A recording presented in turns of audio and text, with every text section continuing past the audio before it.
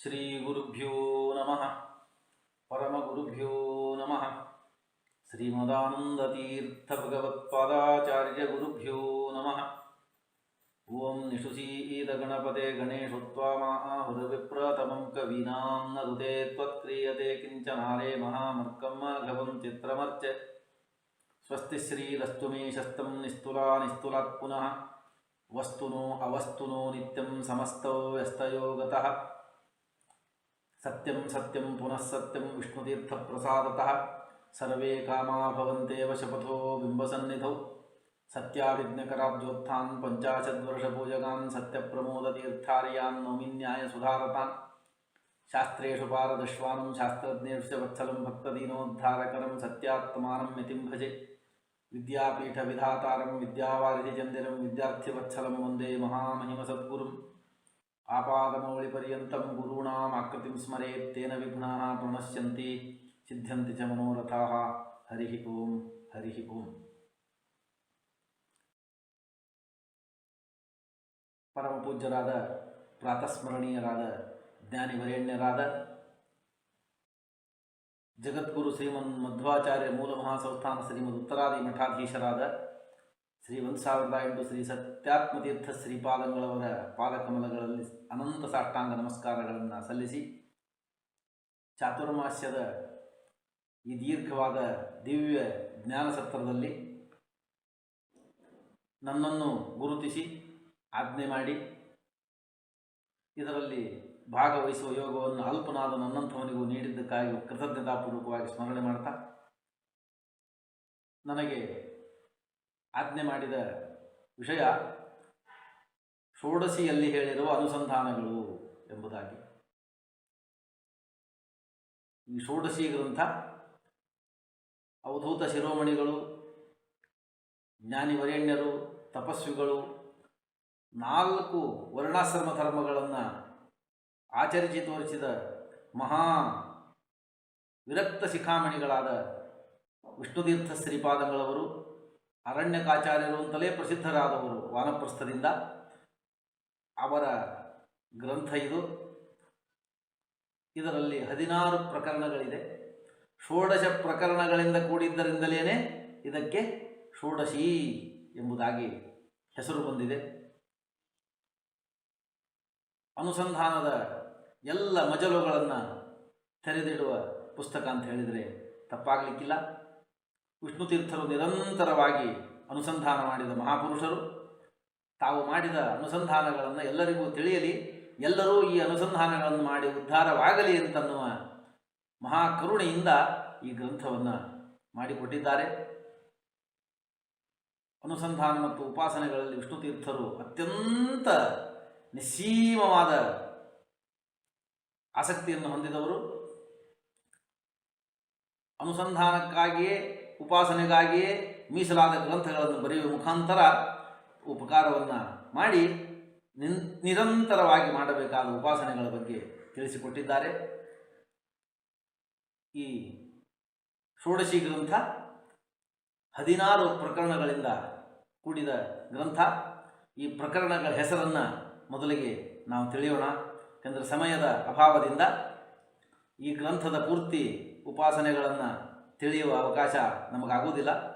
ಆ ಪ್ರಕರಣಗಳ ಹೆಸರನ್ನು ಮೊದಲಿಗೆ ತಿಳಿಯೋಣ. ಮೊದಲಿಗೆ ಬಂಧಕ ಪ್ರಕರಣ ಮಾಡಿ, ಭಗವಂತನ ಬಂಧಕ ಶಕ್ತಿ ಎಂಥದ್ದು, ಯಾವ ರೀತಿ ಜೀವರನ್ನು ಈ ಸಂಸಾರದಲ್ಲಿ ಬಂಧಿಸ್ತಾನೆ. ಎರಡನೆಯದಾಗಿ ಬಂಧಕ ನಿವೃತ್ತಿ ಪ್ರಕರಣ ಎಂಬುದಾಗಿ, ಈ ಬಂಧಕದಿಂದ ಭಗವಂತ ನಮ್ಮನ್ನು ನಿವೃತ್ತಿ ಮಾಡಬೇಕಾದ್ರೆ ನಾವು ಭಗವಂತನನ್ನು ಏನು ಅಂತ ಅನುಸಂಧಾನ ಮಾಡಬೇಕು ಅಂತ ಅನ್ನೋದನ್ನು ಹೇಳಿಕೊಡ್ತಾರೆ. ಬಿಂಬ ಪ್ರತಿಬಿಂಬ ಭಾವ ಪ್ರಕರಣ ಮೂರನೆಯದ್ದು. ಭಗವಂತ ನಮ್ಮಲ್ಲಿ ಬಿಂಬನಾಗಿದ್ದು ನಡೆಸ್ತಾನೆ ಅಂತ ನಮಗೆಲ್ಲ ಗೊತ್ತಿದೆ. ಭಗವಂತ ಅನೇಕ ದೇವತೆಗಳ ದ್ವಾರ ನಮಗೆ ಬಿಂಬನಾಗಿ ಇದ್ದಾನೆ. ಆ ಬಿಂಬದ ಆಗಿರುವ ಭಗವಂತ ಹೇಗಿದ್ದಾನೆ, ಆ ಬಿಂಬದಲ್ಲಿ ಇರುವ ಬಿಂಬ ಪ್ರತಿಬಿಂಬ ಭಾವದಲ್ಲಿ ಇರುವ ವಿಭಾಗಗಳೆಷ್ಟು ಅಂತನ್ನೋದನ್ನು ಹೇಳಿಕೊಡ್ತಾರೆ. ನಾಲ್ಕನೇದಾಗಿ ಸ್ಥೂಲ ಶರೀರ ಸೃಷ್ಟಿ. ಸಾಧನೆ ಮಾಡುವುದಕ್ಕಾಗಿ ಭಗವಂತ ಈ ಸ್ಥೂಲ ಶರೀರವನ್ನು ಹೇಗೆ ನಮಗೆ ಸೃಷ್ಟಿ ಮಾಡಿಕೊಡ್ತಾನೆ, ಈ ಸ್ಥೂಲ ಶರೀರವನ್ನು ಪಡೆದಾಗ ಏನು ಅನುಸಂಧಾನ ಮಾಡಬೇಕು ಹೇಳಿ. ಆಮೇಲೆ ಅವಸ್ಥಾತ್ರಯ ನಿರ್ಮಾಣ ಪ್ರಕರಣ. ಜೀವನಿಗೆ 3 ಅವಸ್ಥೆಗಳು, ಜಾಗೃತ, ಸ್ವಪ್ನ, ಸುಷುಪ್ತಿ ಎಂಬುದಾಗಿ. ಈ ಅವಸ್ಥೆಗಳಿಂದ ಭಗವಂತ ಹೇಗೆ ನಿರ್ಮಾಣ ಮಾಡಿಕೊಡ್ತಾನೆ ಅಂತನ್ನೋದನ್ನು ತಿಳಿಸ್ತಾರೆ. ಆಮೇಲೆ ಪ್ರಾಣ ವ್ಯಾಪಾರ ಪ್ರಕರಣ. ಪ್ರಾಣ ವ್ಯಾಪಾರ ಇರೋ ತನಕ, ಉಸಿರಾಟ ಇರುವ ತನಕ ಇವನು ಬದುಕಿದ್ದಾನೆ ಅಂತ ಅರ್ಥ. ಪ್ರಾಣ ವ್ಯಾಪಾರ ಇಲ್ಲ ಅಂದರೆ ಆಗ ನಿರ್ಣಯ ಮಾಡ್ತಾರೆ ಈ ಮನುಷ್ಯ ಬದುಕಿಲ್ಲ. ಹಾಗಾಗಿ ಪ್ರಾಣ ವ್ಯಾಪಾರ ಇರುವ ತನಕ ಮನುಷ್ಯನ ಆಯುಷ್ಯದ ನಿಯತಿ ಇದೆ. ಈ ಪ್ರಾಣ ವ್ಯಾಪಾರವನ್ನು ಭಗವಂತ ಒಳಗಿದ್ದು ಮಾಡಿಸ್ತಾನೆ. ಹೇಗೆ ಮಾಡಿಸ್ತಾನೆ ಅಂತ ಅನ್ನೋದನ್ನು ಅನುಸಂಧಾನ ಮಾಡುವುದನ್ನು ಪ್ರಾಣ ವ್ಯಾಪಾರ ಪ್ರಕರಣದಲ್ಲಿ, ಬಿಂಬ ಸಂಸ್ಥಾಪನಾ ಪ್ರಕರಣ, ಭಗವಂತ ಎಲ್ಲೆಲ್ಲಿ ತನ್ನನ್ನು ಯಾವ್ಯಾವ ರೀತಿ ಸ್ಥಾಪನೆ ಮಾಡಿ ದೇವತೆಗಳ ದ್ವಾರ ತಾನು ಸ್ಥಾಪಿತನಾಗಿ ಅಲ್ಲಿ ಬಿಂಬನಾಗಿದ್ದಾನೆ ಅಂತನ್ನೋದನ್ನು ಹೇಳಿಕೊಡ್ತಾರೆ. ಭೋಜನ ಪ್ರಕರಣ, ಭೋಜನ ಎಲ್ಲ ಪ್ರಾಣಿಗಳಿಗೂ ಇಷ್ಟ, ಅನಿವಾರ್ಯ ಕೂಡ. ಎಲ್ಲರೂ ಭೋಜನವನ್ನಂತೂ ಮಾಡೇ ಮಾಡ್ತಾರೆ. ಆದರೆ ಆ ಮಾಡುವ ಭೋಜನದ ಅನುಸಂಧಾನ ಹೇಗಿರಬೇಕು, ಆ ಭೋಜನದ ಕಾಲದ ಅನುಸಂಧಾನ ಏನಿರಬೇಕು ಅಂತ ಅನ್ನೋದನ್ನು ತಿಳಿಸಿಕೊಡ್ತಾರೆ. ಇಂದ್ರಿಯ ವ್ಯಾಪಾರ ಪ್ರಕರಣ, ಮನುಷ್ಯ ಬದುಕಬೇಕು ಅಂತಾದರೆ ಎಲ್ಲ ಇಂದ್ರಿಯಗಳು ಸರಿಯಾಗಿ ಕೆಲಸ ಮಾಡಬೇಕು. ಕಣ್ಣು, ಕಿವಿ, ನಾಲಿಗೆ, ಮೂಗು ಇತ್ಯಾದಿಯಾಗಿ 5 ಜ್ಞಾನೇಂದ್ರಿಯಗಳು, 5 ಕರ್ಮೇಂದ್ರಿಯಗಳು, ಮನಸ್ಸು, ಹೀಗೆ 11 ಇಂದ್ರಿಯಗಳಿಂದ ಕೂಡಿದ ಮನುಷ್ಯನ ಎಲ್ಲ ಇಂದ್ರಿಯಗಳು ವ್ಯಾಪಾರ ಮಾಡಬೇಕು ಅಂತಾದರೆ ಭಗವಂತ ತಾನು ಒಳಗಿದ್ದು ಆ ಇಂದ್ರಿಯಗಳಿಂದ ವ್ಯಾಪಾರ ಮಾಡಿಸ್ತಾನೆ. ಆ ಅದ್ಭುತವಾದ ವ್ಯಾಪಾರ ಹೇಗೆ ಅಂತ ಅನ್ನೋದನ್ನು ಇಂದ್ರಿಯ ವ್ಯಾಪಾರ ಪ್ರಕರಣದಲ್ಲಿ, ಮುಂದೆ ತತ್ವ ಕಾರ್ಯ ಪ್ರಕರಣದಲ್ಲಿ ತತ್ವಾಭಿಮಾನ ತತ್ವಗಳು, ಈ ಶರೀರದಲ್ಲಿ ತತ್ವಗಳೆಲ್ಲ ಸೇರಿದೆ, ಆ ತತ್ವಗಳು ತತ್ವಾಭಿಮಾನಿ ದೇವತೆಗಳು ಹೇಗೆ ಕೆಲಸ ಮಾಡ್ತಾರೆ. ರಥಾದಿ ಪ್ರಕರಣದಲ್ಲಿ ಈ ಶರೀರವನ್ನು ರಥ ಅಂತ ತಿಳಿಬೇಕು, ಭಗವಂತನೇ ಮುಖ್ಯವಾದ ರಥಿಕ ಎಂಬುದಾಗಿ ತಿಳಿಬೇಕು ಅಂತ ಹೇಳಿ ಗೀತೆಯಲ್ಲಿ ಹೇಳಿದ ಅನುಸಂಧಾನವನ್ನೇ ಇಲ್ಲಿ ಹೇಳಿಕೊಡ್ತಾರೆ. ಜೊತೆಗೆ ಅದೇ ಪ್ರಕರಣದಲ್ಲಿ ಈ ಶರೀರವನ್ನು ವೀಣೆ ಎಂದು ಉಪಾಸನೆ ಮಾಡಬೇಕು, ದೈವಿ ವೀಣೆ ಎಂಬುದಾಗಿ ಕೂಡ ಹೇಳಿಕೊಡ್ತಾರೆ. ಇನ್ನು ಮುಂದೆ ಮತ್ತೆ ಒಂದೊಂದು ಅವಸ್ಥೆಗಳನ್ನು ಪ್ರತ್ಯೇಕವಾಗಿ ಭಗವಂತ ಜಾಗೃತ ಅವಸ್ಥೆಯನ್ನು ತಂದು ಕೊಡುವ ಕ್ರಮ ಎಂಥದ್ದು, ಸ್ವಪ್ನಾವಸ್ಥೆ ಹೇಗೆ ತಂದು ಕೊಡ್ತಾನೆ, ಸುಷುಪ್ತಿ ಹೇಗೆ ಬರ್ತದೆ ಅಂತನ್ನೋ ಪ್ರಕರಣವನ್ನು ಹೇಳಿ ಗಮನಾಗಮನ ಪ್ರಕರಣವನ್ನು ಹೇಳ್ತಾ ಜೀವನು ಹೇಗೆ ಸಂಚಾರ ಮಾಡ್ತಾನೆ, ಹೇಗೆ ಅಡ್ಡಾಡ್ತಾನೆ, ಹೇಗೆ ಓಡಾಡ್ತಾನೆ, ಅನೇಕ ಗಮನ ಮೋಕ್ಷ ಆಗುವ ತನಕ ಸ್ವರ್ಗಾದಿ ಲೋಕಗಳಿಗೆ, ಭೂಲೋಕಾದಿಗಳಿಗೆ ಬೇರೆ ಬೇರೆ ಕಡೆಗೆ ಸಂಚಾರ ಮಾಡ್ತಾನೆ. ಅನೇಕ ಈ ಸಂಚಾರಗಳನ್ನು ಮಾಡುವ ಕ್ರಮ ಎಲ್ಲ ಹೇಗಿರ್ತದೆ, ಮತ್ತು ಮೋಕ್ಷ ಪ್ರಕರಣ, ಭಗವಂತ ಕೊನೆಗೆ ಮೋಕ್ಷವನ್ನು ಸಜ್ಜೀವರಿಗೆ ಹೇಗೆ ಕರುಣಿಸ್ತಾನೆ ಅಂತನ್ನುವ ಪ್ರಕರಣವನ್ನು ಮಾಡಿ ಬಂಧನದಿಂದ ಮೋಕ್ಷದವರೆಗಿನ ಎಲ್ಲ ಮಜಲುಗಳನ್ನು ವಿಸ್ತಾರವಾಗಿ ತಿಳಿಸಿಕೊಟ್ಟು ಇಲ್ಲಿ ಜೀವ ಹೇಗೆ ಅನುಸಂಧಾನ ಮಾಡಬೇಕು ಅಂತನ್ನುವುದನ್ನು ಹೇಳಿಕೊಡುವುದಕ್ಕಾಗಿಯೇ ಹೊರಟ ಗ್ರಂಥ ಇದು. ಇಲ್ಲಿ ಹೇಳಿದ ಉಪಾಸನೆಯೋ ಅನುಸಂಧಾನವೋ ಯಾವುದೂ ಕಲ್ಪಿತವಲ್ಲ, ವಿಷ್ಣು ತೀರ್ಥರು ತಮ್ಮ ಪ್ರತಿಭೆಯಿಂದ ಬರೆದದ್ದಲ್ಲ. ವಿಷ್ಣು ತೀರ್ಥರೇ ಪ್ರತಿಜ್ಞೆ ಮಾಡಿ ಹೇಳ್ತಾರೆ ಅಧ್ಯಾತ್ಮ ರಸರಂಜನಿಯಲ್ಲಿ, ಅಲ್ಲೂ ಕೂಡ ಉಪಾಸನೆ ಸರ್ವ ಸಮರ್ಪಣೆಯನ್ನೇ ಹೇಳಿದ್ದಾರೆ. ನಿತ್ಯದ ಎಲ್ಲ ಸರ್ವಕರ್ಮಗಳನ್ನು ಭಗವಂತನಿಗೆ ಸಮರ್ಪಣೆ ಮಾಡುವ ಕ್ರಮವನ್ನು ಹೇಳ್ತಾ ಅಲ್ಲಿ ಹೇಳ್ತಾರೆ, ನಾನು ಇಷ್ಟೆಲ್ಲ ವಿಷಯ ಹೇಳ್ತೇನೆ ಅಂತ ಅನ್ನೋದು, ಆದರೆ ನನಗೆ ಮೂಲ ಯಾವುದು, ಏನನ್ನು ಆಧಾರವಾಗಿಟ್ಟುಕೊಂಡು ನಾನು ಹೇಳಿದ್ದೀನಿ ಅಂದರೆ ಮೋದ ತೀರ್ಥ ನಿಬಂಧ ಏವಹಿ ಮಾನಮತ್ರ ಮಯೋದಿತೆ. ಶ್ರೀಮದ್ ಆನಂದ ತೀರ್ಥ ಭಗವತ್ಪಾದರ ಗ್ರಂಥಗಳೇ ಸರ್ವ ಮೂಲಗಳೇ ನನಗೆ ಮೂಲ ಪ್ರಮಾಣ. ಅಲ್ಲಿ ಹೇಳಿದ್ದನ್ನು, ಸೂಚ್ಯವಾಗಿ ಹೇಳಿದ್ದನ್ನು, ಬೇರೆ ಬೇರೆ ಕಡೆಗೆ ಹೇಳಿದ್ದನ್ನು, ಹೀಗೆ ಆಚಾರ್ಯರು ಹೇಳಿದ್ದನ್ನು ಸಂಗ್ರಹ ಮಾಡಿ ನಾನು ಹೇಳ್ತಿದ್ದೀನಿ ಹೊರತು ನಾನು ಯಾವ ಕಲ್ಪನೆ ಮಾಡಿ ಹೇಳ್ತಾ ಇಲ್ಲ ಎಂಬುದಾಗಿ ಆಚಾರ್ಯರು ಹೇಳಿದ್ದನ್ನೇ ನಾನು ಹೇಳ್ತಾ ಇರುವುದು ಅಂತ ಪ್ರತಿಜ್ಞೆ ಮಾಡಿ ಹೇಳ್ತಾರೆ. ನನ್ನ ಗ್ರಂಥಗಳಲ್ಲಿ, ಆಚಾರ್ಯರ ಗ್ರಂಥಗಳಲ್ಲಿ ವಿಹಾರ ಮಾಡುವ ಸಜ್ಜನರು ಸಂತೋಷ ಪಡುತ್ತಾರೆ. ನಂದಿತೀರ್ಥ ಪ್ರಬಂಧಾಖ್ಯ ಸುಧಾ ಸಿಂಧು ವಿಹಾರಿಣ ಬಾಂಧವ ಮತ್ಕೃತೌ ತೋಷಂ ಯಾಂತೇವಂತರ ಚಿಂತಕ. ಶ್ರೀಮದ್ ಆಚಾರ್ಯರ ಸರ್ವ ಮೂಲಗಳೆಂಬ ಅಮೃತ ಸಮೃದ್ಧದಲ್ಲಿ ವಿಹರಿಸಿ ನಿರಂತರವಾಗಿ ಬಿಂಬೋಪಾಸನೆಯನ್ನು ಮಾಡುವ ಸಾತ್ವಿಕ ಶಿರೋಮಣಿಗಳಿಗೆ ನನ್ನ ಗ್ರಂಥದಿಂದ ಬಹಳ ಆನಂದ ಆಗುತ್ತೆ, ಅವರು ಸಂತೋಷ ಪಡುತ್ತಾರೆ ಎಂಬುದಾಗಿ ಈ ಗ್ರಂಥ ಸಾತ್ವಿಕರಿಗೆ ಆನಂದವನ್ನು ಕೊಡುವ ಗ್ರಂಥ ಎಂಬುದಾಗಿ ಹೇಳಿಕೊಡ್ತಾರೆ. ಹೀಗೆ ಹೇಳಿ ವಿಷ್ಣು ತೀರ್ಥರು ಅನುಸಂಧಾನಗಳನ್ನು ಹೇಳಲಿಕ್ಕೆ ಶುರು ಮಾಡ್ತಾರೆ. ಮೊದಲಿಗೆ ಬಂಧಕ ಪ್ರಕರಣದಲ್ಲಿ ಬಂಧನಕ್ಕೆ ಕಾರಣಗಳೇನು ಅಂತನ್ನೋದನ್ನು ತಿಳಿಸಲಿಕ್ಕೆ ಪ್ರಯತ್ನ ಮಾಡ್ತಾರೆ. ಪ್ರಾರಂಭದಲ್ಲಿ ಒಂದು ಅನುಸಂಧಾನವನ್ನು ಹೇಳ್ತಾರೆ. ಭಗವಂತನಿಗೆ 2 ರೂಪವಿದೆ. ನಮ್ಮೊಳಗಿರುವ ಬಿಂಬರೂಪ ಒಂದನೇದ್ದು, ಹೊರಗಿರುವ ರೂಪಗಳು ಇನ್ನೊಂದು ರೂಪ ಎಂಬುದಾಗಿ 2 ರೂಪಗಳನ್ನಾಗಿ ವಿವಕ್ಷೆ ಮಾಡಿ ಹೇಳಿದರು. ಅಲ್ಲ, ಭಗವಂತನಿಗೆ ಅನಂತ ರೂಪಗಳಿದೆ ಅಂತ ನಾವು ತಿಳಿದಿದ್ದೀವಿ, 2 ರೂಪ ಅಂತಿರಲ್ಲ ಅಂದರೆ ಅನಂತ ರೂಪಗಳಿರುವುದು ನಿಜ. ವಿಷ್ಣು ತೀರ್ಥರೇ ಇದೇ ಗ್ರಂಥದಲ್ಲಿ ಮುಂದೆ ಭಗವಂತನ ಅನಂತ ರೂಪಗಳನ್ನು ಮತ್ತೆ ಮತ್ತೆ ಒತ್ತಿ ಹೇಳಿಕೊಡೋರಿದ್ದಾರೆ. ಆದರೆ ಇಲ್ಲಿ ವಿವಕ್ಷೆ ಏನಿಟ್ಟಿದ್ದಾರೆ ಅಂದರೆ ಯಾವಾಗಲೂ ನಮ್ಮೊಡನೆ ಇರುವ, ಸೃಷ್ಟಿಕಾಲದಲ್ಲೂ ಪ್ರಳಯ ಕಾಲದಲ್ಲೂ ನಮ್ಮನ್ನು ಬಿಟ್ಟಗಲದೆ ನಮ್ಮೊಳಗೆ ಇರುವ ಬಿಂಬ ಮೊದಲನೇ ರೂಪ, ಹೊರಗಿನ ಎಲ್ಲ ರೂಪಗಳು ಮತ್ತೊಂದು ರೂಪ. ಸೃಷ್ಟಿಯಲ್ಲಿ ಮೂಲ ರೂಪದಿಂದ ಹೊರಗೆ ಬಂದು ಅನೇಕ ವ್ಯಾಪಾರಗಳನ್ನು, ಜಗತ್ ಸೃಷ್ಟಿ ಸ್ಥಿತಿ ಲಯ ನಿಯಮನ ಜ್ಞಾನಾಜ್ಞಾನಗಳನ್ನು ಕೊಟ್ಟು ಜಗತ್ತನ್ನು ನಿಯಮನ ಮಾಡಿ ಮತ್ತೆ ಪ್ರಳಯ ಕಾಲದಲ್ಲಿ ಮೂಲ ರೂಪದಲ್ಲಿ ಲಯ ಹೊಂದುವ ಎಲ್ಲ ರೂಪಗಳು ಇನ್ನೊಂದು ರೂಪ ಎಂಬುದಾಗಿ ವಿವಕ್ಷೆಯಿಂದ ಎರಡು ರೂಪಗಳನ್ನಾಗಿ ಹೇಳಿಕೊಟ್ಟಿದ್ದಾರೆ. ಇದರಲ್ಲಿ ನಮ್ಮೊಳಗಿರುವ ರೂಪ ಏನಿದೆಯಲ್ಲ ಅದನ್ನು ಬಿಂಬ ಅಂತ ಕರೀತಾರೆ. ಈ ಬಿಂಬನ ಜ್ಞಾನದಿಂದಲೇ ಮೋಕ್ಷ, ಬಿಂಬಾಪರೋಕ್ಷದಿಂದಲೇ ಮೋಕ್ಷವೇ ಹೊರತು ಬೇರೆ ಯಾವುದೂ ಮೋಕ್ಷ ಸಾಧಕವಲ್ಲ. ಬಿಂಬ ಪೂಜನ ಮಂತರಾಲ ಚ ಮುಕ್ತಿರಸ್ತಿ ಕಸ್ಯಚಿತ್ ಸರ್ವಮನ್ಯದನುಷ್ಠಿತಂ ನನು ಚಿತ್ತಶೋಧನ ಪೂರ್ವಕಂ ಎಂಬುದಾಗಿ ಬಿಂಬನ ಅಪರೋಕ್ಷದಿಂದಲೇ ಮೋಕ್ಷ. ಈ ಬಿಂಬನ ಜ್ಞಾನವನ್ನೇ ವಿಜ್ಞಾನ ಅಂತ ಕರೀತಾರೆ. ಇದಿಲ್ಲದೆ ಯಾರಿಗೂ ಮೋಕ್ಷ ಆಗುವುದಿಲ್ಲ ಅಂತ ಹೇಳಿಕೊಟ್ರು. ಹಾಗಾದರೆ ಒಂದು ಪ್ರಶ್ನೆ ಸಹಜವಾಗಿ ಬರುತ್ತೆ, ಬಿಂಬನ ಅಪರೋಕ್ಷ ಜ್ಞಾನದಿಂದಲೇ ಮೋಕ್ಷ ಅಂತ ಅನ್ನೋದಾದರೆ ನಾವೆಲ್ಲ ಬಿಂಬಾಪರೋಕ್ಷಕ್ಕೆ ಪ್ರಯತ್ನ ಮಾಡಿದ್ರಾಯ್ತು, ಬಿಂಬನ ಪೂಜೆಯನ್ನಷ್ಟೇ ಮಾಡಿದ್ರಾಯ್ತು, ನಿತ್ಯದಲ್ಲಿ ಮಾಡುವ ರಾಮಕೃಷ್ಣ ನರಸಿಂಹಾದಿ ಅನೇಕ ರೂಪಗಳ ಉಪಾಸನೆ ಪೂಜೆಗಳನ್ನು ನಾವ್ಯಾಕೆ ಮಾಡಬೇಕು, ಬಿಟ್ಟರಾಯ್ತು ಅಂತ ಅನ್ನಿಸ್ತದೆ. ಅದಕ್ಕೆ ವಿಷ್ಣು ತೀರ್ಥರಂತಾರೆ, ಸರ್ವಮನ್ಯದ ಅನುಷ್ಠಿತಂ ನನು ಚಿತ್ತಶೋಧನ ಪೂರ್ವಕಂ. ನಮಗೆ ಮೋಕ್ಷ ಆಗಬೇಕಾಗಿದೆ, ಆ ಮೋಕ್ಷಕ್ಕಾಗಿ ಅಪರೋಕ್ಷ ಜ್ಞಾನವೂ ಬೇಕಾಗಿದೆ. ಆದರೆ ಅಪರೋಕ್ಷ ಜ್ಞಾನದ ಮಾರ್ಗದಲ್ಲಿ ಬಹಳಷ್ಟು ವಿಘ್ನಗಳಿದೆ, ಬಹಳಷ್ಟು ತೊಂದರೆಗಳಿದೆ. ನಮ್ಮ ಮಾಡಿದ ಪಾಪಕ್ಕೆ ಅನುಸಾರವಾಗಿ ನಮಗೆ ಬಹಳ ವಿಘ್ನಗಳಿದೆ. ಆ ವಿಘ್ನಗಳ ನಿವೃತ್ತಿಗಾಗಿ ನಾವು ಈ ಭಗವಂತನ ರೂಪಗಳನ್ನು ಉಪಾಸನೆ ಮಾಡಬೇಕು. ನರಸಿಂಹಾದಿಕ ಮನ್ನೆಚ್ಚ ದುರಿತಾದಿ ನಿವೃತ್ತಯೇ ಎಂಬುದಾಗಿ ಆಚಾರ್ಯರು ಹೇಳಿಕೊಟ್ಟಂತೆ ಈ ರೂಪಗಳನ್ನು ಉಪಾಸನೆ ಮಾಡಿ ಅವರ ಅನುಗ್ರಹದಿಂದ ಅಪರೋಕ್ಷ ಜ್ಞಾನ ಸಾಧನೆಯ ಮಾರ್ಗದಲ್ಲಿ ಇರುವ ವಿಘ್ನಗಳನ್ನು ಕಳೆದುಕೊಂಡು ಅಪರೋಕ್ಷ ಜ್ಞಾನವನ್ನು ಪಡಿಬೇಕು. ಆ ಅಪರೋಕ್ಷ ಜ್ಞಾನದಿಂದ ಮೋಕ್ಷ ಪ್ರಾಪ್ತಿಯಾಗ್ತದೆ ಎಂಬುದಾಗಿ ವಿಘ್ನ ನಿವಾರಣೆಗಾಗಿ ಬೇರೆ ಬೇರೆ ಭಗವದ್ ಅವತಾರಗಳ ಉಪಾಸನೆಯನ್ನು ಮಾಡುವುದು ಅವಶ್ಯ ಎಂಬುದಾಗಿ ಹೇಳಿಕೊಡ್ತಾರೆ. ಹೇಳಿಕೊಟ್ಟು ಈ ಜೀವನಿಗೆ ಲಿಂಗ ಶರೀರ ಇದೆ. ಆ ಲಿಂಗ ಶರೀರ ಜೀವನಿಗೆ ಉಪಕಾರವನ್ನು ಅಪಕಾರವನ್ನು ಮಾಡಲಾರದು. ಉಪಕಾರ ಮಾಡುವುದು ಅಂದರೆ ಪುಣ್ಯ ಸಂಪಾದನೆ ಮಾಡುವುದು, ಅಪಕಾರ ಮಾಡುವುದು ಅಂದರೆ ಪಾಪ ಸಂಪಾದನೆ ಮಾಡುವುದು. ಎರಡನ್ನೂ ಮಾಡಲಿಕ್ಕೆ ಆಗೋದಿಲ್ಲ. ಹಾಗಾಗಿ ಇವನಿಗೆ ಪುಣ್ಯ ಪಾಪಗಳನ್ನು ಸಂಪಾದನೆ ಮಾಡಲಿಕ್ಕೆ ಯೋಗ್ಯವಾದ ಸ್ಥೂಲ ಶರೀರವನ್ನು ಕೊಡಬೇಕು ಅಂತ ಭಗವಂತ ಅಂದುಕೊಂಡು ಶರೀರವನ್ನು ಕೊಟ್ಟ. ಆ ಸ್ಥೂಲ ಶರೀರವನ್ನು ಕೊಟ್ಟ. ಆ ಸ್ಥೂಲ ಶರೀರವನ್ನು ಕೊಟ್ಟು ಅದರೊಳಗೆ ಜೀವನನ್ನು ಕೆಂಡದಲ್ಲಿ ಬೆಂಕಿಯನ್ನು ಪ್ರವೇಶ ಮಾಡಿಸಿ ಅವರಲ್ಲಿ ಬ್ರಹ್ಮಾದಿ ಪುಷ್ಕರಾಂತ ದೇವತೆಗಳು ಈ ಜೀವ ಮತ್ತು ಕಲ್ಯಾದಿ ದೈತ್ಯರನ್ನು ಪ್ರವೇಶ ಮಾಡಿಸಿದ. ಯಾಕೆಂದರೆ ಇವನು ಮಾಡಿದ ಪಾಪ ಪುಣ್ಯಗಳನ್ನು ತನ್ನ 3 ಜನ ಪುತ್ರರು ಬ್ರಹ್ಮಾದಿ ದೇವತೆಗಳಿಗೆ, ಈ ಅದರಲ್ಲಿರುವ ಜೀವನಿಗೆ ಮತ್ತು ಅಲ್ಲಿರುವ ಕಲ್ಯಾದಿ ದೈತ್ಯರಿಗೆ ಅದನ್ನು ವಿಭಾಗ ಮಾಡಿ ಹಂಚಿಕೊಡಬೇಕು ಎಂಬುದಾಗಿ ಭಗವಂತ ಸಂಕಲ್ಪ ಮಾಡಿ ಅವರನ್ನು ಒಳಗೆ ಕಳಿಸಿ ಈ ದೇವತೆಗಳಲ್ಲಿ ತಾನು ಇದ್ದು ಬಿಂಬನಾಗಿ ಈ ಶರೀರದಲ್ಲಿ ನಿಲ್ತಾನೆ ಎಂಬುದಾಗಿ ಹೇಳಿಕೊಟ್ರು.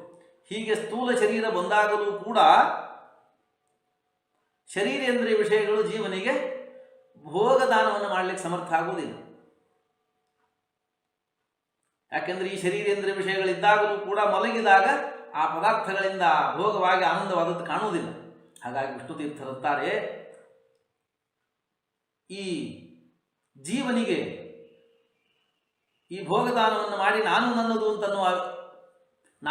ಅಂತನ್ನುವುದನ್ನು ಹುಟ್ಟಿಸಿದ್ದು ಯಾವುದು ಅಂತಂದರೆ ಸಾಮಾನ್ಯವಾಗಿ ಹೇಳೋದುಂಟು ಮನಸ್ಸು. ಮನಯೇವ ಮನುಷ್ಯಾಣಂ ಕಾರಣಂ ಬಂಧ ಮೋಕ್ಷಯೋಗೋ ಅಂತ ಮನಸ್ಸನ್ನ ಬಂಧನಕ್ಕೆ ಕಾರಣ ಅಂತ ಹೇಳೋದುಂಟು. ಅದು ಸರಿಯೇ. ವಿಷ್ಣು ತೀರ್ಥರು ಅದನ್ನು ಇನ್ನೂ ಸೂಕ್ಷ್ಮವಾಗಿ ವಿಚಾರ ಮಾಡಿ ಕೇವಲ ಮನಸ್ಸಲ್ಲ, ಮನಸ್ಸಿನಲ್ಲಿರುವ ಅಭಿಮಾನ ಬಂಧಕ. ಯಾಕಂದರೆ ಯಾವ ಪದಾರ್ಥಗಳ ಬಗ್ಗೆ ನಮಗೆ ಅಭಿಮಾನ ಇದೆ, ಅದರ ಬಗ್ಗೆ ಪ್ರೀತಿ, ಅದಕ್ಕೇನಾದರೂ ತೊಂದರೆ ಆದರೆ ನಮಗೆ ದುಃಖ. ಯಾವ ಪದಾರ್ಥಗಳ ಬಗ್ಗೆ ನಮಗೆ ಪ್ರೀತಿ ಇಲ್ಲ, ಅದರ ಬಗ್ಗೆ ದ್ವೇಷ, ಅದಕ್ಕೇನಾದರೂ ದುಃಖ ಆದರೆ ನಮಗೆ ದುಃಖ ಆಗುವುದಿಲ್ಲ, ಪ್ರತ್ಯುತ್ತ ಸಂತೋಷವನ್ನೇ ಪಡುವ ಪ್ರಸಂಗವೂ ಬರುವುದು. ಹೀಗಾಗಿ ಅಭಿಮಾನವೇ ಬಂಧಕ ಎಂಬುದಾಗಿ, ಅಭಿಮಾನವೇ ಬಂಧಕವಾಗಿದೆ. ಈ ಅಭಿಮಾನ ಬರುವುದಕ್ಕೆ ಕಾರಣ ಏನು ಅಂತ ಹೇಳಿ ಕೊಡ್ತಾರೆ. ಅಜ್ಞಾನದಿಂದ ಅಭಿಮಾನ ಬಂದಿದೆ. ನಮಗೆ ನಮ್ಮ ಬಗ್ಗೆ ಸರಿಯಾದ ಜ್ಞಾನ ಇಲ್ಲ, ಅಜ್ಞಾನ ಹೊಂದಿದ್ದೀವಿ. ಅಜ್ಞಾನದಿಂದ ಅಭಿಮಾನ ಇದೆ. ಆ ಅಭಿಮಾನವನ್ನು ನಾವು ಗಟ್ಟಿ ಮಾಡ್ತಾ ಹೋಗ್ತೀವಿ. ಪ್ರತಿ ದಿವಸ ಅಭಿಮಾನ ಗಟ್ಟಿ ಆಗ್ತಾ ಆಗ್ತಾ ಆಗ್ತಾ ಹೋಗುತ್ತೆ. ಈ ಅಭಿಮಾನ ಎಷ್ಟು ಗಟ್ಟಿಯಾಗುತ್ತೋ ಅಷ್ಟು ಸಂಸಾರ ಬಂಧನೂ ಗಟ್ಟಿಯಾಗ್ತದೆ. ಹಾಗಾಗಿ ಅಜ್ಞಾನದಿಂದಲೇ ಅಭಿಮಾನ. ಹಾಗಾಗಿ ಬರೀ ಅಜ್ಞಾನ ಅಂತ ಅದು ಸರಿಯೇ, ಆದರೆ ವಿಷ್ಣು ತೀರ್ಥರು ಅಜ್ಞಾನದಲ್ಲೂ ವಿಭಾಗ ಮಾಡಿ ಹೇಳ್ತಾರೆ. ಅಜ್ಞಾನವು ಈ 7 ತರಹದ ಅಜ್ಞಾನ ಇದೆ, ಅದರಿಂದ ಅಭಿಮಾನ ಬರ್ತಾ ಹೋಗುತ್ತೆ ಹೇಳಿ. ಮೊದಲಿಗೆ ಸ್ವಗತ ಕರ್ತೃತ್ವ ವಿಶೇಷ ಅಜ್ಞಾನ. ತನಗೆ ಕರ್ತೃತ್ವ ಇದೆ, ನಾನು ಸ್ವತಂತ್ರವಾಗಿ ಮಾಡುವವ ಅಂತನ್ನುವ ಅಜ್ಞಾನದಲ್ಲಿ ಜೀವ ಇರ್ತಾನೆ. ಅದರಿಂದ ಅವನಿಗೆ ನಾನು ಕರ್ತ ಅಂತನ್ನುವ ಅಭಿಮಾನ. ಆಮೇಲೆ ಸ್ವಗತ ಭೋಕ್ತೃತ್ವ ವಿಶೇಷ ಅಭಿಮಾನ. ಈ ಎಲ್ಲ ಪದಾರ್ಥಗಳಿಗೆ ನಾನು ಕರ್ಮದಿಂದ ಸಂಪಾದನೆ ಮಾಡಿದ್ದಕ್ಕೆ ನಾನು ಭೋಕ್ತ, ಭೋಜನ ಮಾಡುವವ, ಅದರ ಫಲ ಉಣ್ಣುವವ ಎಂಬುದಾಗಿ ಅಜ್ಞಾನ. ಆಮೇಲೆ ಸ್ವಗತ ಕಾರಕ ವಿಶೇಷಾಭಿಮಾನ. ತನ್ನ ಇಂದ್ರಿಯಗಳ ಮೇಲೆ, ನನ್ನ ಇಂದ್ರಿಯಗಳು, ನನ್ನ ಕಿವಿ, ನನ್ನ ಕಣ್ಣು, ನನ್ನ ಮೂಗು, ನನ್ನ ಬಾಯಿ, ಹೀಗೆ ನನ್ನ ಮನಸ್ಸು ಇತ್ಯಾದಿಯಾಗಿ ಇಂದ್ರಿಯಗಳ ಮೇಲೆ ನನ್ನದು ಅಂತನ್ನುವ ಅಭಿಮಾನ, ಕಾರಕ ಸ್ವಾಮಿತ್ವಾಭಿಮಾನ. ಆಮೇಲೆ ಫಲಸ್ವಾಮಿತ್ವಾಭಿಮಾನ.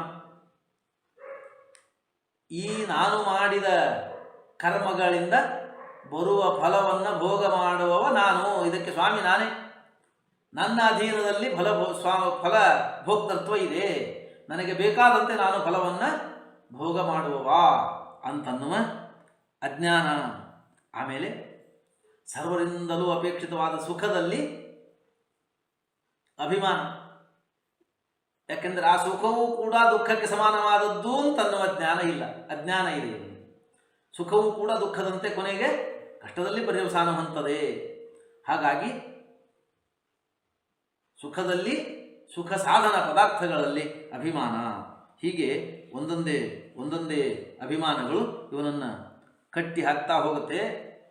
ಜನ್ಮಾಂತರದಲ್ಲಿ ಮಾಡಿದ ಈ ರೀತಿ ಅಭಿಮಾನಪೂರ್ವಕವಾಗಿ ಮಾಡಿದ ಕರ್ಮಗಳಿಂದ ಇವನಿಗೆ ಶರೀರಗಳು ಬರ್ತಾ ಇದೆ. ಅದು ಈಗ ಇವನಿಗೆ ಬಂಧಕವಾಗಿದೆ. ಇದನ್ನು ಕಳಿಬೇಕು ಅಂತ ಈ ಜನ್ಮದಲ್ಲಿ ಏನು ಅನೇಕ ಕರ್ಮಗಳನ್ನು, ಸ್ನಾನ, ಸಂಧ್ಯಾ, ಜಪ, ಅಗ್ನಿಹೋತ್ರ ಇತ್ಯಾದಿ ಬೇರೆ ಬೇರೆ ಸತ್ಕರ್ಮಗಳನ್ನೆಲ್ಲ ಮಾಡ್ತಾನೆ.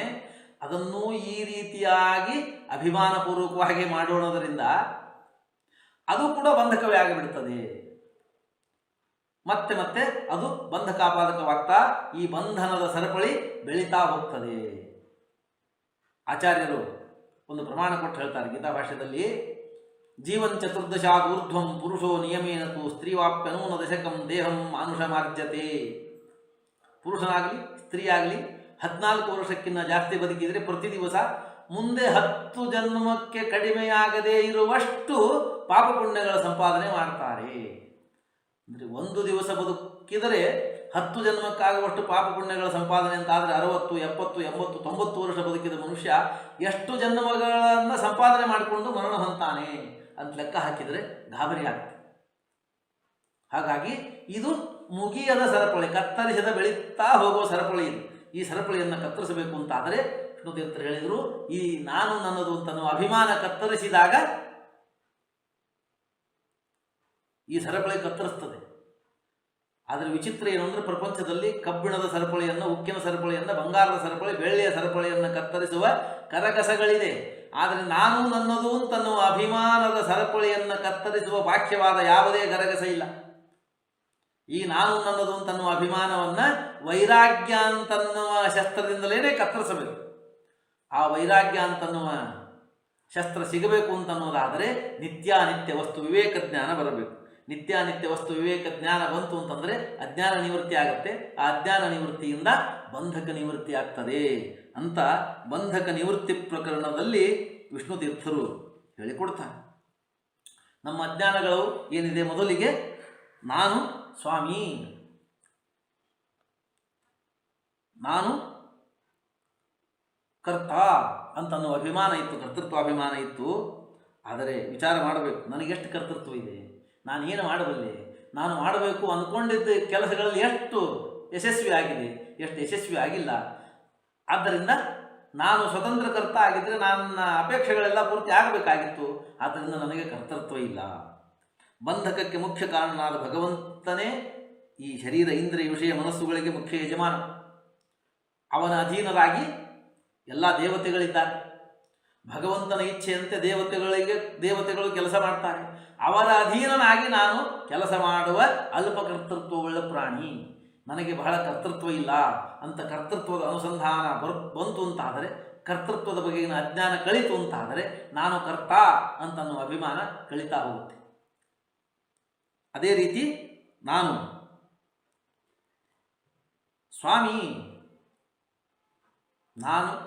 ಸ್ವಾಮಿಯಾಗಿದ್ದೀನಿ ಅಂತನ್ನೋ ಸ್ವಾಮಿತ್ವಾಭಿಮಾನ, ಇಂದ್ರಿಯಗಳಿಗೆ ಬೇರೆ ಬೇರೆ ಎಲ್ಲದಕ್ಕೂ ನಾನು ಸ್ವಾಮಿ ಅಂತನ್ನುವ ಅಭಿಮಾನ ನನಗೆ ಎಷ್ಟರ ಮಟ್ಟಿಗೆ ಸ್ವಾಮಿತ್ವ ಇದೆ? ಭಗವಂತ ನಿಜವಾಗಿ ಸ್ವಾಮಿ, ದೇವತೆಗಳು ಅವನ ಅಧೀನರಾಗಿದ್ದಾರೆ, ಅವರ ಅಧೀನದಲ್ಲಿ ನಾನಿದ್ದೇನೆ. ಆದ್ದರಿಂದ ನನಗೆ ಅತಿ ಅಲ್ಪ ಸ್ವಾಮಿತ್ವ ಇದೆ ಅಂತ ಹೇಳಿದ್ರೆ ಸ್ವಾಮಿತ್ವದ ಅಜ್ಞಾನ ಹೋಗುತ್ತೆ. ಭೋಕ್ತೃತ್ವದ ಅಭಿಮಾನ ಇದೆ. ನಾನು ಮಾಡಿದ ಕರ್ಮದ ಫಲವನ್ನು ಭೋಗ ಮಾಡುವವು ನಾನು ಪ್ರಯತ್ನ ಮಾಡಿ ನನ್ನ ಕರ್ಮದಿಂದ ಪಡೆದ ಫಲವನ್ನು ಭೋಗ ಮಾಡೋದಕ್ಕೆ ಇನ್ನೊಬ್ಬರು ಯಾಕೆ ಬೇಕು ನನಗೆ ಅಂತನ್ನೋ ಅಜ್ಞಾನ ಕೂಡ ಇರುತ್ತೆ.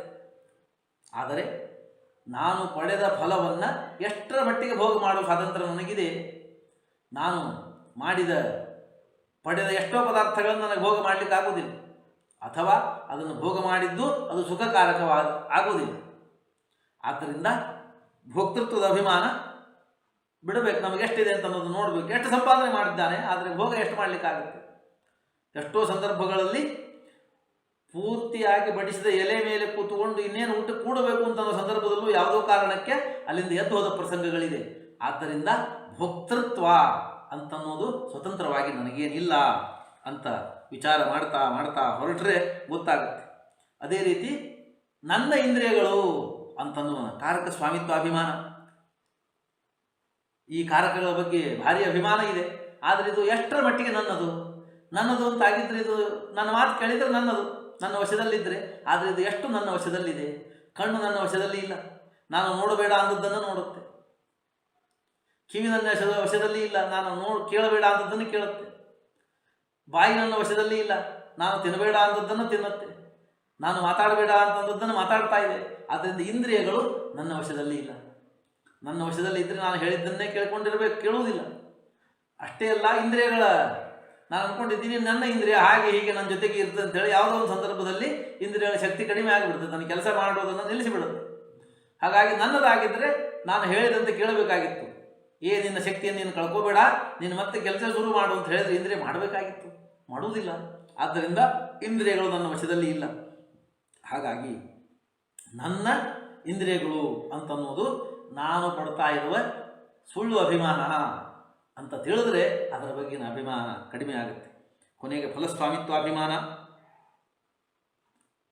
ನಾನು ಮಾಡಿದ ಕರ್ಮಗಳ ಫಲವನ್ನು ಭೋಗಿಸುವವ ನಾನು ಅಂತನ್ನುವ ಅಭಿಮಾನ ಪಡ್ತಾನೆ. ನಾನು ಸಂಪಾದನೆ ಮಾಡಿದ್ದು, ನಾನು ಗಳಿಸಿದ್ದು, ಅದರಿಂದ ನಾನು ಭೋಗ ಮಾಡ್ತೀನಿ ಅಂತನ್ನುವ ಭ್ರಮೆಯಲ್ಲಿರ್ತಾನೆ. ಸುಖ ದುಃಖಗಳನ್ನು ಕೊಡುವ ಸ್ವಾಮಿ ಅವನ ಆಜ್ಞೆಯಂತೆ ನನಗಿದು ದೊರಕಿದೆ ಅಂತನ್ನುವ ಜ್ಞಾನ ಬರೋದು ಬಹಳ ಕಷ್ಟ. ಕರ್ಮಣ್ಯೇವಾಧಿಕಾರಸ್ಥೆ ಮಾಫಲೇಶು ಕದಾಚನ ಅಂತನ್ನುವ ಮಾತು ಮರ್ತೋಗುತ್ತೆ. ನಿನಗೆ ಕರ್ಮದಲ್ಲಿ ಮಾತ್ರ ಅಧಿಕಾರಪ್ಪ, ಫಲದಲ್ಲಿ ನಿನ್ನ ಅಧಿಕಾರವಿಲ್ಲ, ಫಲವನ್ನು ಕೊಡುವವ ನಾನು ಅಂತ ಭಗವಂತ ಹೇಳಿದ್ದಾನೆ. ಅಂದರೆ ಫಲಕ್ಕೆ ಭಗವಂತ ಮೋಸ ಮಾಡ್ತಾ ಇದ್ದಾನೆ ಅಂತ ಅರ್ಥವಲ್ಲ. ಅನೇಕರು ಈ ರೀತಿ ಆಕ್ಷೇಪ ಮಾಡಿದ್ದುಂಟು. ಏನ್ರಿ ಕರ್ಮಣ್ಯವಾಧಿಕಾರಸ್ಥೆ ಮಾಫಲೇಶು ಕದಾಚನ ಅಂತ ಕೃಷ್ಣ ಹೇಳ್ತಾನೆ. ಕರ್ಮ ಮಾಡಿ ಅದಕ್ಕೆ ಫಲ ಕೊಡುವುದಿಲ್ಲ, ಅದಕ್ಕೆ ಫಲ ಇಲ್ಲ ಅಂದರೆ ಮೋಸ ಅಲ್ವಾ? ಮಾಡಿದ ಕರ್ಮಕ್ಕೆ ಫಲ ಪಡೆಯುವುದು ಕರ್ಮ ಮಾಡಿದವನ ಅಧಿಕಾರ ಅಲ್ವಾ? ಆಚಾರ್ಯರು ವ್ಯಾಖ್ಯಾನ ಮಾಡ್ತಾರೆ, ಫಲಾನಿಹಿ ಅಸ್ವಾತಂತ್ರ್ಯೇಣ ಭವಂತಿ. ನೀನು ಮಾಡಿದ ಕರ್ಮಕ್ಕೆ ಫಲ ಇಲ್ಲ ಅಂತ ಅರ್ಥವಲ್ಲಪ್ಪ. ನೀನು ಮಾಡಿದ ಪ್ರತಿಯೊಂದು ಕರ್ಮಕ್ಕೂ ಫಲ ಇದೆ, ಆ ಫಲವೂ ನಿನಗೆ ಸಿಗುತ್ತೆ. ಆದರೆ ಅದನ್ನು ಪಡೆಯುವ ಸ್ವಾತಂತ್ರ್ಯ ನಿನಗಿಲ್ಲ. ಅದನ್ನು ನಾನು ಕೊಟ್ಟಾಗ ನೀನು ಪಡಿಬೇಕು. ನಿನಗೆ ಕರ್ಮ ಮಾಡುವ ಅಧಿಕಾರ ಇದೆಯೇ ಹೊರತಾಗಿ ಅದರ ಫಲವನ್ನು ನೀನು ಬೇಕಾದಂತೆ ಪಡೆದುಕೊಳ್ಳುವ ಅಧಿಕಾರ ನಿನಗಿಲ್ಲ. ಇದು ಭಗವಂತ ಹೇಳಿದ ಮಾತು ಅಷ್ಟೇ ಅಲ್ಲ, ಲೋಕದಲ್ಲೂ ಹೀಗೆ ಕಂಡಿದೆ. ಯಾರ್ದೋ ಹತ್ತಿರ ಕೆಲಸಕ್ಕೆ ಹೋದ ಮನುಷ್ಯ ಒಂದು ದಿವಸದ ಕೆಲಸವೋ, ವಾರಕ್ಕೆ ಕರೆದದ್ದೋ, ತಿಂಗಳು ತನಗೆ ಒಪ್ಪಿಸಿದ ಕೆಲಸ ಮುಗಿದ ಮೇಲೆ ಆ ಯಜಮಾನನ್ನು ಕೇಳಬೇಕು, ನನ್ನ ಕೆಲಸ ಆಗಿದೆ, ನನಗೆ ಸಂಬಳ ಕೊಡ್ರಿ ಅಂತ. ಅವನು ಕೊಟ್ಟದ್ದನ್ನು ತಗೊಂಡು ಹೋಗಬೇಕು. ಹೊರತಾಗಿ ನಾನು ಕೆಲಸ ಮಾಡಿದ್ದೀನಿ, ಇದು ನನ್ನ ಅಧಿಕಾರ ಅಂತ ಅವನ ಯಜಮಾನನ ದುಡ್ಡಿನ ಪೆಟ್ಟಿಗೆಯಲ್ಲಿ ಕೈ ಹಾಕಿ ನನ್ನ ಕೆಲಸದ ದುಡ್ಡು ನಾನು ತೊಗೊಂಡು ಹೋಗಿದ್ದೀನಿ ಅಂತ ಒಯ್ಯೋ ಹಾಗಿಲ್ಲ. ಏನೋ ಟೇಬಲ್ ಮೇಲೆ ಚೆಕ್ ಬುಕ್ ಇಟ್ಟು ಹೋಗಿದ್ದ ಯಜಮಾನ ಅಂತ ಹೇಳಿ ಅದರ ಮೇಲೆ ತಾನು ದುಡ್ಡು ಬರ್ಕೊಂಡು ಅದನ್ನು ಬ್ಯಾಂಕಿಗೆ ಹಾಕಿ ದುಡ್ಡು ತಗೊಳ್ಳಿಕ್ಕೆ ಇವನಿಗೆ ಬರುವುದಿಲ್ಲ. ಹಾಗಾಗಿ ಕೆಲಸ ಮಾಡಿದವನಿಗೆ ಅದರ ಫಲವನ್ನು ಪಡೆದುಕೊಳ್ಳುವ ಸ್ವಾತಂತ್ರ್ಯ ಇಲ್ಲ. ಯಜಮಾನ ಕೊಡಬೇಕು ಅಂತ ಅನ್ನೋದು ಲೋಕದಲ್ಲೇ ಕಂಡ ಮೇಲೆ, ಸಾಮಾನ್ಯ ಯಜಮಾನನಿಗೆ ಈ ಅಧಿಕಾರ ಇದ್ದ ಮೇಲೆ, ಜಗತ್ಸ್ವಾಮಿಯಾದ ವಿಶ್ವಸ್ಥಿತಿ ಪ್ರಳಯ ಸರ್ಗ ಇತ್ಯಾದಿಗಳನ್ನು ತನ್ನ ವಶದಲ್ಲಿಟ್ಟುಕೊಂಡಿರುವ ಬ್ರಹ್ಮಾದಿ ದೇವತೆಗಳಿಗೂ ಮಹಾಲಕ್ಷ್ಮಿಗೂ ಸ್ವಾಮಿಯಾದ ಭಗವಂತನಿಗೆ ಆ ಸ್ವಾತಂತ್ರ್ಯ ಇದೆ ಅಂತ ಅನ್ನೋದು ಏನು ಆಶ್ಚರ್ಯ. ಹಾಗಾಗಿ ಭಗವಂತ ಸ್ವತಂತ್ರತಮ, ಫಲವನ್ನು ಕೊಡುವವನು ಅವನಿಂದ ನನಗೆ ಫಲ ಬರ್ತದೆ ಅಂತ ಅಸ್ವಾತಂತ್ರ್ಯದ ಅನುಸಂಧಾನ. ಭಗವಂತ ಸ್ವತಂತ್ರ, ನಾವೆಲ್ಲರೂ ಅಸ್ವತಂತ್ರರು ಅಂತನ್ನುವ ಅನುಸಂಧಾನವೇ ಭಗವಂತನಿಗೆ ಬಹಳ ಪ್ರಿಯವಾದದ್ದು, ನಮ್ಮನ್ನು ಬೇಗ ಮೋಚನ ಮಾಡಿಸುವಂಥದ್ದು ಎಂಬುದಾಗಿ ಹೀಗೆ ಅನುಸಂಧಾನ ಮಾಡಿ ಅಭಿಮಾನವನ್ನು ಕಳೆದುಕೊಳ್ಳಬೇಕು ಅಂತ ಹೇಳಿ ಭಗವಂತ ಅಜ್ಞಾನ ಸಪ್ತಕವನ್ನು, ಆ 7 ಅಜ್ಞಾನಗಳನ್ನು ಕೊಟ್ಟಿದ್ದ. ಅದರಿಂದ 7 ಅಭಿಮಾನಗಳನ್ನು ಹುಟ್ಟಿಸಿದ್ದ. 7 ಅಭಿಮಾನಗಳನ್ನು ಕತ್ತರಿಸೋದಕ್ಕೆ 7 ಜ್ಞಾನಗಳನ್ನು ಕೊಡ್ತಾನೆ. ಆ ಯಥಾರ್ಥವಾದ ಜ್ಞಾನದಿಂದ ಇವನ ಅಭಿಮಾನವನ್ನು ಕತ್ತರಿಸಿ ಇವನನ್ನು ಬಂಧನ ಮುಕ್ತನನ್ನಾಗಿ ಮಾಡುತ್ತಾನೆ ಎಂಬುದಾಗಿ ಬಂಧಕ ನಿವೃತ್ತಿ ಪ್ರಕರಣದಲ್ಲಿ ಹೇಳಿಕೊಡ್ತಾನೆ. ಈಗ ಬಿಂಬ ಪ್ರತಿಬಿಂಬ ಭಾವ ಪ್ರಕರಣ ಅಂತನ್ನುವ ಪ್ರಕರಣವನ್ನು ಹೇಳ್ತಾ, ಜೀವ ಮಾಡಬೇಕಾದ ದೊಡ್ಡ ಸಾಧನ ಯಾವುದು,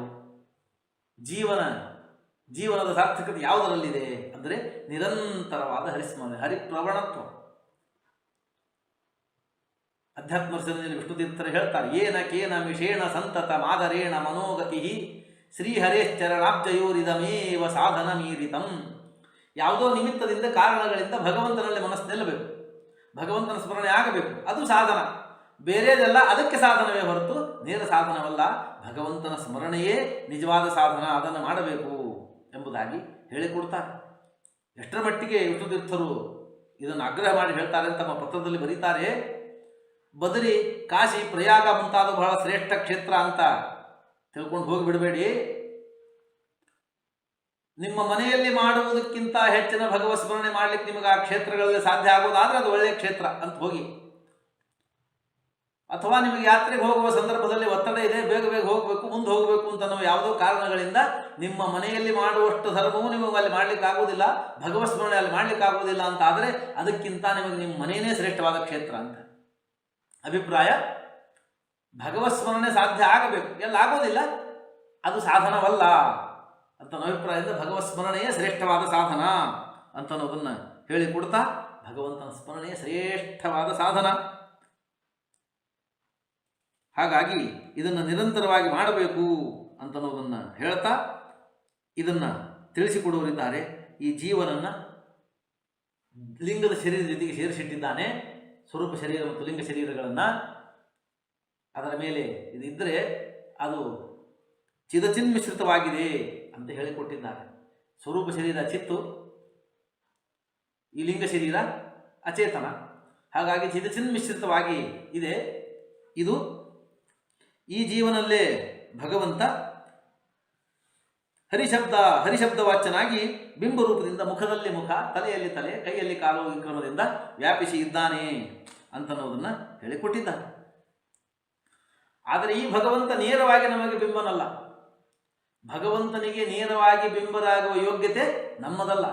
ಈ ಬಿಂಬ ಪ್ರತಿಬಿಂಬ ಭಾವದಲ್ಲೂ ಕ್ರಮ ಇದೆ ಅಂತನ್ನೋದನ್ನು ಹೇಳ್ತಾ, ನಮಗೆ ನೇರವಾಗಿ ಬಿಂಬನಾದವ ತತ್ವೇಶರಲ್ಲಿ ಕೊನೆಯವನಾದ ಪುಷ್ಕರ ನಾಮಕ ದೇವತೆ.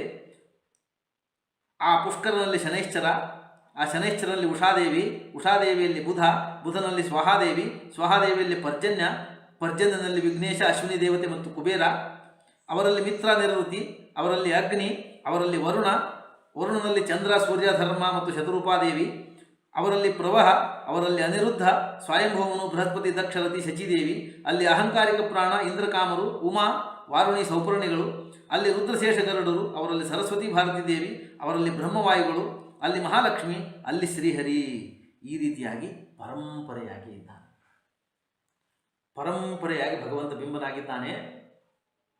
ಭಗವಂತನಿಗೆ ನೇರವಾಗಿ ಜೀವರಿಂದ ಕರ್ಮ ಮಾಡಿಸಿ ಅವರಿಗೆ ಯೋಗ್ಯವಾದ ಗತಿಯನ್ನು ಕೊಡುವ ಸಾಮರ್ಥ್ಯ ಇದ್ದಾಗಲೂ ಕೂಡ ಈ ಜೀವನು ಮಾಡುವ ಕರ್ಮವನ್ನು ದೇವತೆಗಳ ದ್ವಾರ ಮಾಡಿಸಿ ಆ ದೇವತೆಗಳಿಗೂ ಅವರ ಅವರಿಗೆ ಹೆಚ್ಚೆಚ್ಚು ಫಲವನ್ನು ಕೊಡ್ತಾ ಬ್ರಹ್ಮದೇವರಿಗೆ ಮಹೌಘ ಗಣಿತವಾದ ಪುಣ್ಯವನ್ನು ಕೊಟ್ಟು ಜೀವನಿಗೂ ಅವನಿಗೆ ಯೋಗ್ಯವಾದ ಪುಣ್ಯವನ್ನು ಕೊಟ್ಟು ಜೀವನ ಮಾಡಿದ ಪುಣ್ಯವನ್ನು ಕಲ್ಯಾದಿ ದೈತ್ಯರಿಗೆ ಕೊಟ್ಟು ಅವರವರನ್ನು ಯೋಗ್ಯ ಗತಿಗೆ ಮುಟ್ಟಿಸಬೇಕು ಅಂತ ಹೇಳಿ ಆ ಜೀವನಲ್ಲಿ ಕರುಣೆಯಿಂದ ದೇವತೆಗಳ ಮೇಲೆ ಪರಮಾನುಗ್ರಹ ಮಾಡುವ ಇಚ್ಛೆಯಿಂದ ಈ ಜೀವನದಲ್ಲಿ ದೇವತೆಗಳನ್ನು ದೈತ್ಯರನ್ನು ಪ್ರವೇಶ ಮಾಡಿಸ್ತಾನೆ. ದೇವತೆಗಳಲ್ಲಿ ತಾನು ಬಿಂಬನಾಗಿ ಇದ್ದು ನಮಗೂ ಬಿಂಬನಾಗಿ ಈ ಎಲ್ಲ ವಿಶೇಷವಾದ ಕಾರ್ಯಗಳನ್ನು ಮಾಡಿಸಿ ಭಗವಂತ ಸ್ವಾತಂತ್ರ್ಯಾಧಿಕ್ಯ ತಾರತಮ್ಯದಿಂದ ಅವರವರಿಗೆ ಯೋಗ್ಯವಾದ ಫಲವನ್ನು ಕೊಟ್ಟು ರಕ್ಷಣೆ ಮಾಡ್ತಾನೆ ಅಂತ ಹೇಳಿದ್ದಾನೆ.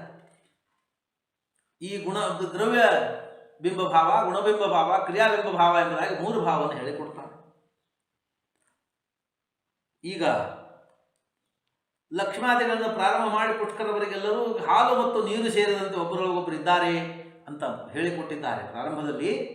ಹಾಗಿದ್ರೂ ಕೂಡ ಅವರಿಗೆ ಬಾಹ್ಯಾಂತರ ಭಾವದ ಜ್ಞಾನ ಇದೆ. ಇವರೊಳಗೆ ಇವರಿದ್ದಾರೆ, ಇವರೊಳಗೆ ನಾನಿದ್ದೇನೆ ಅಂತನ್ನುವ ಜ್ಞಾನವನ್ನು ಹುಟ್ಟಿಸಿ ಅವರಲ್ಲಿ ಎಲ್ಲರಲ್ಲೂ ತಾನು ವ್ಯಾಪಿಸಿ ಜೀವನವರೆಗೂ ತಾನು ಬಿಂಬನಾಗಿ ಇದ್ದು ಅವರೊಳಗೆ ಇದ್ದಾನೆ. ಹೀಗೆ ಇರುವುದನ್ನೇ ದ್ರವ್ಯ ಬಿಂಬ ಭಾವ ಅಂತ ಕರೀತಾರೆ.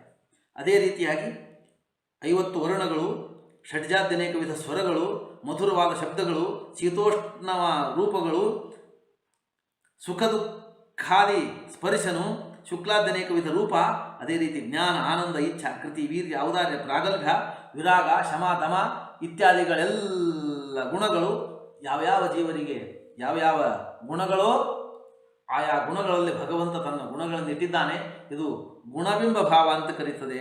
ಅದೇ ರೀತಿಯಾಗಿ ಗಮನ, ಆಗಮನ, ಉದ್ಧರಣ, ಹೋಗುವುದು, ಬರುವುದು ಇತ್ಯಾದಿಯಾಗಿ ಅನೇಕ ಸ್ವರೂಪಭೂತವಾದ ಕ್ರಿಯೆಗಳಲ್ಲಿ ಅದಕ್ಕನುಗುಣವಾಗಿ ದೇವತೆಗಳ ಕ್ರಿಯಾದ್ವಾರ ಭಗವಂತ ತಾನಿದ್ದು ಕ್ರಿಯೆ ಮಾಡಿಸ್ತಾನೆ.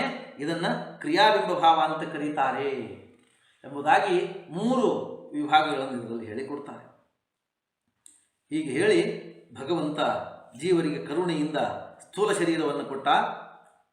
ಈ ಸ್ಥೂಲ ಶರೀರವನ್ನು ಹೊಂದಿದವರು ಮಾಡಬೇಕಾದ ಅನುಸಂಧಾನ ಎಂಥದ್ದು ಅಂತ ಹೇಳಿ ಕೊಡ್ತಾರೆ. ಜೀವರಿಗೆ 100 ವರ್ಷದ ಆಯುಷ್ಯ ಪರಿಮಿತಿ ಇದೆ.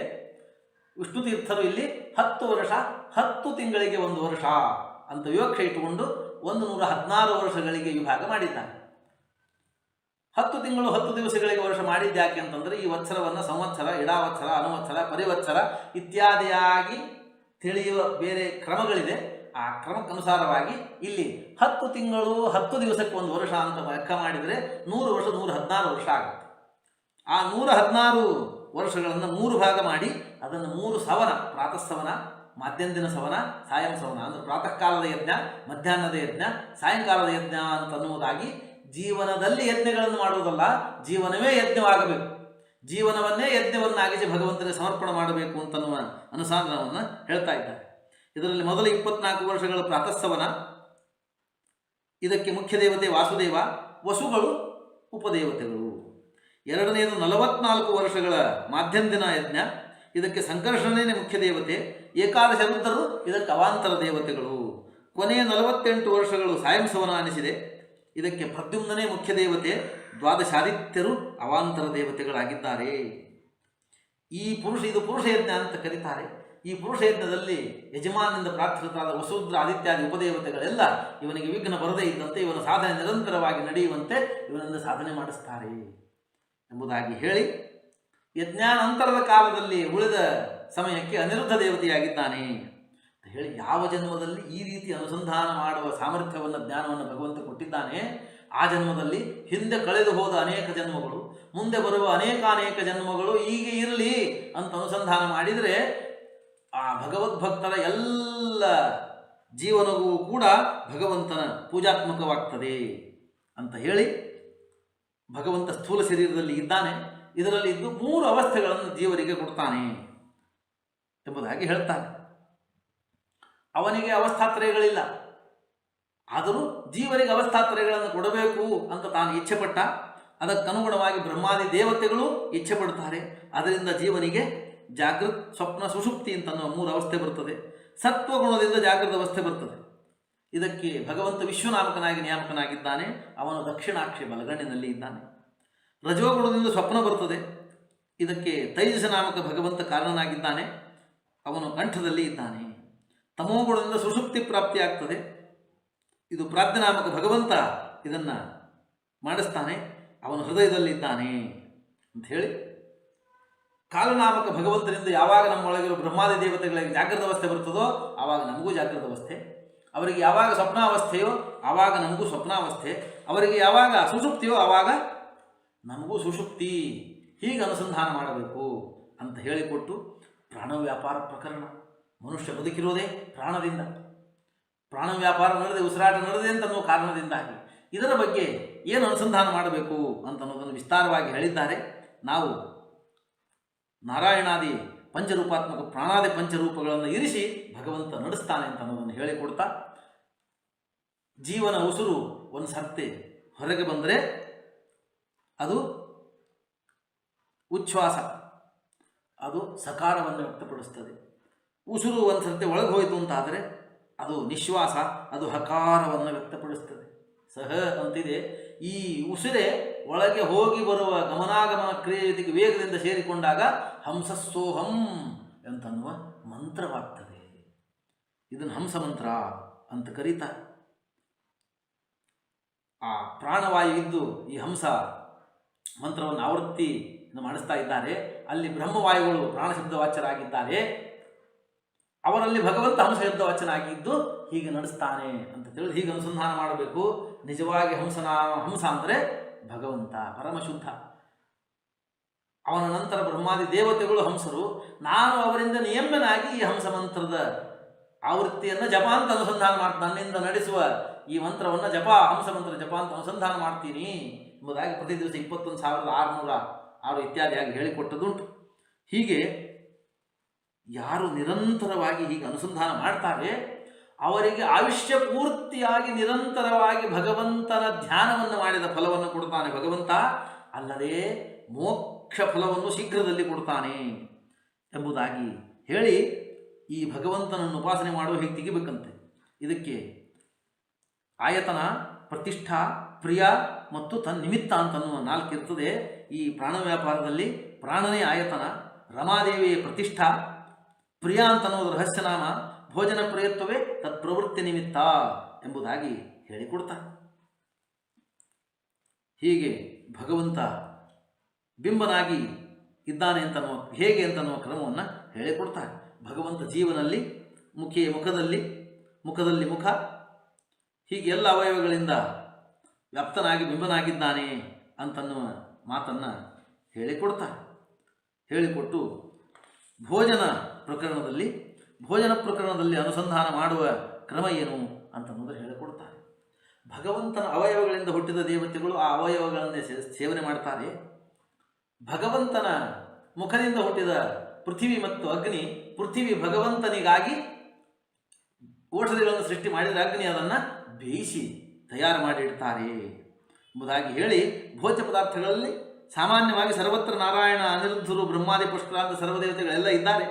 ಆದರೂ ಅನ್ನದಲ್ಲಿ ಕೇಶವ ಚಂದ್ರ, ಪರಮಾನ್ನದಲ್ಲಿ ನಾರಾಯಣ ಭಾರತಿ, ಭಕ್ಷ್ಯಗಳಲ್ಲಿ ಮಾಧವ ಮತ್ತು ಸೂರ್ಯ, ಘೃತದಲ್ಲಿ ಗೋವಿಂದ ಮತ್ತು ಲಕ್ಷ್ಮಿ, ಕ್ಷೀರದಲ್ಲಿ ವಿಷ್ಣು ಮತ್ತು ಸರಸ್ವತಿ ಈಗಿದ್ದಾರೆ ಅಂತ ಇನ್ನು ವಿಸ್ತಾರವಾಗಿ ಎಲ್ಲ ರೂಪಗಳನ್ನು ಹೇಳಿಕೊಡ್ತಾ ಭೋಜನ ಕಾಲದಲ್ಲಿ ಮನುಷ್ಯ ಮಾಡಬೇಕಾದ ಅನುಸಂಧಾನವನ್ನು ಹೇಳಿಕೊಡ್ತಾರೆ.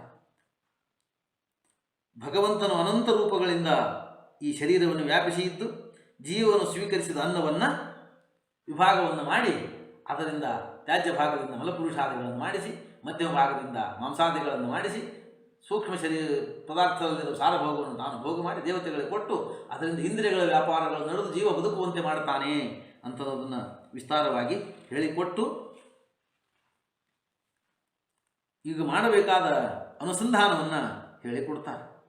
ಜೀವರು ಊಟ ಮಾಡುವ ಎಲ್ಲ ಅನ್ನ ವಾಯುದೇವರ ಅನ್ನ, ಜೀವರು ಕುಡಿಯುವ ನೀರು ವಾಯುದೇವರ ವಸ್ತ್ರ ಎಂಬುದಾಗಿ ಹೇಳ್ತಾ, ಭೋಜನ ಕಾಲದಲ್ಲಿ ಸ್ವೀಕಾರ ಮಾಡುವ ನೀರು ಅಮೃತೋಪಸ್ತರಣಮಸಿ ಸ್ವಾಹ ಅಂತ ಓದ್ತಿರಲ್ಲ, ಆ ಮಂತ್ರಕ್ಕೆ ಏನು ಅರ್ಥ ಅಂದರೆ ಅದರ ಅನುಸಂಧಾನ ಏನು ಮಾಡಬೇಕು ಅಂದರೆ, ಅಮೃತ ಹೇ ನೀರೇ, ನೀನು ವಾಯುದೇವರ ಉಪಸ್ತರಣಮಸಿ ಉಡುವ ವಸ್ತ್ರವಾಗಿದ್ದಿ. ನಂತರದಲ್ಲಿ ಸ್ವೀಕಾರ ಮಾಡುವ ಅಮೃತ ಅಪಿಧಾನಮಸಿ ಅಂತನ್ನುವಲ್ಲಿ ಅಮೃತ ಹೇ ನೀರೇ ನೀನು ವಾಯುದೇವರ ಅಪಿಧಾನಮಸಿ ಹೊದೆಯುವ ವಸ್ತ್ರವಾಗಿದ್ದಿ ಎಂಬುದಾಗಿ ಅನುಸಂಧಾನ ಮಾಡಬೇಕಂತೆ. ಹೀಗೆ ಅನುಸಂಧಾನವನ್ನು ಮಾಡ್ತಾ ಇದ್ದರೆ ಭಗವಂತ ಪೂರ್ಣಾನುಗ್ರಹ ಮಾಡ್ತಾನೆ.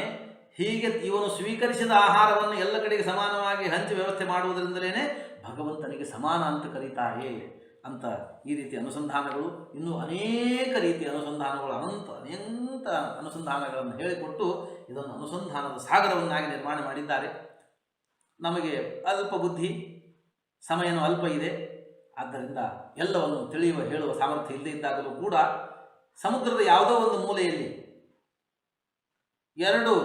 ಎರಡರ ಜಾಗದಲ್ಲಿ ನಾವು ಸ್ನಾನ ಮಾಡಿ ಕೂಡ ಸಮುದ್ರ ಸ್ನಾನ ಮಾಡಿದ್ದೀವಿ ಅಂತ ಸಂತೋಷ ಪಡುವಂತೆ 4 ವಿಚಾರಗಳನ್ನು ಅನುಸಂಧಾನವನ್ನು ತಿಳಿದು ಕೂಡ ನಾವು ಷೋಡಶಿಯನ್ನು ತಿಳಿದಿದ್ದೀವಿ ಅಂತ